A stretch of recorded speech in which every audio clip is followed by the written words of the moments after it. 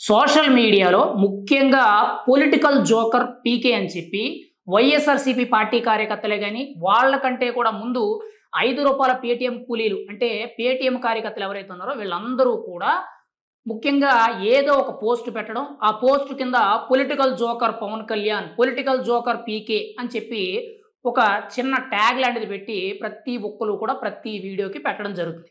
అంటే ఎప్పుడు ఏ విధంగా పవన్ కళ్యాణ్‌ని విమర్శించాలి, ఏ సందర్భం, సమయం లేకపోయినా సరే పవన్ కళ్యాణ్‌ని విమర్శించాలి అనంటే అది పేటీఎం కార్యకర్తల పనే. ఎందుకనంటే వాళ్ళకి రూ. 5 కూలీ పడుతుంది కాబట్టి, ఆ కూలీకి తగ్గగా న్యాయం చేయాలి కాబట్టి వాళ్ళలా మాట్లాడతారు. అందులో మనం తప్పు అనుకోకూడదు. అది వాళ్ళ పనని మనం అనుకోవాలి. అయితే ఇక్కడ పొలిటికల్ జోకర్ పీకే అంటున్నారు కదా! ఇక్కడ పీకే పొలిటికల్ జోకర్ అని మీరు అన్నదానికి నేనొక వివరణ ఇస్తాను.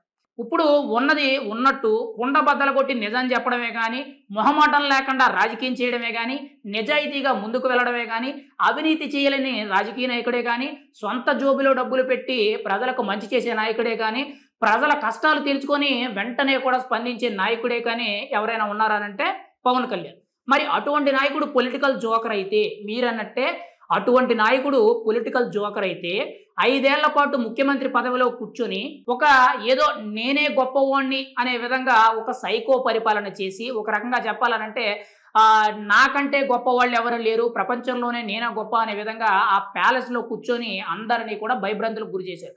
గత 5 ఏళ్ళు కూడా ఎవరు నోరు విప్పితే వాళ్ళ మీద అక్రమ కేసులు, అక్రమ దాడులు చేసి వాళ్ళని కొట్టడం, చంపడం చేశారు. మరి ఇవి సరిపోలేదన్నట్టు రాష్ట్ర వ్యాప్తంగా మీరు చేసిన దరిద్రాలు అన్నీ ఇన్నానంటే దానికి పర్యవసానంగా ప్రజలిచ్చిన తీర్పే 11 సీట్లు. పైగా జగన్మోహన్ రెడ్డి గారు ఏకంగా 5 ఏళ్ల పాటు ముఖ్యమంత్రి హోదాలో ఉంటే ఒక్కసారి కూడా లైవ్ ప్రెస్ మీట్ పెట్టి ఇదిగో ఈ సమస్య వచ్చింది, నేను వెంటనే తీర్చాను, దానికి పరిష్కారంగా నేను ప్రజలకు అండగా ఉన్నానని చెప్పి ఏ రోజు మాట్లాడలేదు. ప్రతిరోజు కూడా ఆయన తాడేపల్లి ప్యాలెస్‌లో ఏసీ యేసుకొని కుర్చీలో కూర్చొని ఆయన రికార్డెడ్ ప్రెస్ మీట్లు పెట్టారు. స్టిల్ ఇప్పటికీ కూడా రికార్డెడ్ ప్రెస్ మీట్లు పెట్టడం తప్పితే లైవ్ ప్రెస్ మీట్‌లో ఆయన మాట్లాడలేకపోతున్నాడు. అది మీ నాయకుడి యొక్క పరిజ్ఞానం, పరిణితి. ఇప్పటికీ కూడా ఎవరో స్క్రిప్ట్ ఇస్తే చదవడం తప్పితే, పేపర్ చూసి మాట్లాడడం తప్పితే 10 మందిలో ఉన్నప్పుడు ఓపెన్ స్టేట్మెంట్ అనేది ఇవ్వలేకపోతున్నారనంటే ఇప్పుడు పొలిటికల్ జోకర్ అనేది ఎవరు? ఇప్పుడు ఎలక్షన్ వచ్చిందని చెప్పి అప్పటికప్పుడు డ్రామాలాడి, గులకరాయిలు, కోడికత్తులతో నాటకాలాడి వాటిని బేస్ చేసుకొని సానుభూతి, సింపతి సంపాదించి ఓట్లు కొల్లగొట్టిన నాయకుడు ఎవరు? మీ నాయకుడే కదా! మరంటే ఈయన పొలిటికల్ జోకర్ అనే కదా!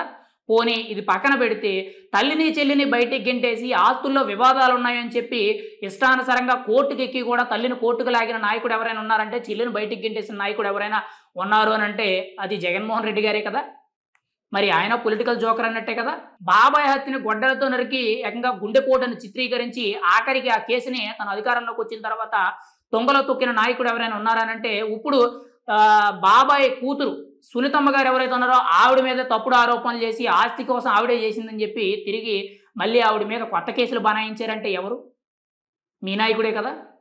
పోనీ ఇది పక్కన పెడితే దొంగ యూనివర్సిటీలు పెట్టి అక్రమంగా వేరొక కాలేజీకి సంబంధించిన భూములన్నీ కూడా ఆక్రమించి వందలాది మంది పిల్లల జీవితాలు నాశనం చేసి వాళ్ళ దగ్గర ఫీజులు కట్టించుకొని ఆఖరికి వాళ్ళకి డిగ్రీ సర్టిఫికెట్లు ఇవ్వలేక ఆ యూనివర్సిటీకి పేరు లేక అని చెప్పి వైఎస్ఆర్ యూనివర్సిటీ అని పెట్టి ఇప్పుడు లేటెస్ట్‌గా ఒక స్కామ్ అయితే బయటకు వచ్చింది. మరి అది చేసింది మీ నాయకుడే కదా! మరి ఇలాంటివి ఎన్ని జరిగినాయి?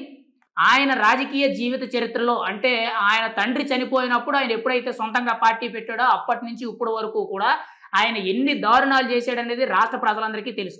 ఎన్నిసార్లు ఎన్ని అబద్ధాలు ఆడాడని అందరికీ తెలుసు. 3 రాజధానులు అన్నాడు, కనీసం 3 ఇటుక బిడ్డలు కూడా ఎక్కడా శంకుస్థాపన చేయలేదు. పోలవరం 21లో పూర్తి చేస్తాం, 22లో పూర్తి చేస్తాం, 23 కల్లా పూర్తి చేస్తామని చెప్పి 2 మంత్రులు మారారు కదా! ఒక్కరు కూడా దాని మీద పూర్తి చేయలేదు. ఆఖరికి మేము చేయలేమని చెప్పి చేతులు ఎత్తేసారు. అది మీ నాయకుడి యొక్క పరిపాలన.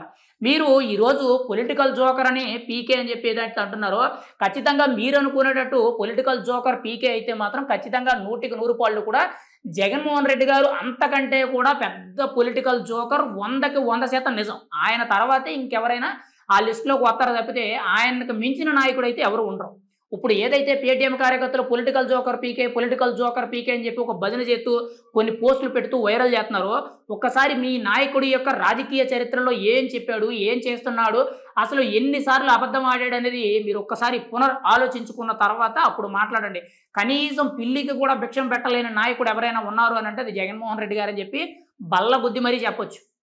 మీరు పవన్ కళ్యాణ్ గారి గురించి మాట్లాడుతున్నారు కదా! ముందు ఆయన చరిత్ర ఏంటో తెలుసుకున్న తర్వాత, అప్పుడు జగన్మోహన్ రెడ్డి గారి గురించి బాగా తెలుసుకొని, అప్పుడు పొలిటికల్ జోకర్ పీకేనా? పొలిటికల్ జోకర్ జగన్మోహన్ రెడ్డి గారా? అనేది మీరొక క్వెషన్ మార్క్ అయితే యేసుకుంటే చాలా మంచిది పేటీఎం కార్యకర్తలందరూ కూడా.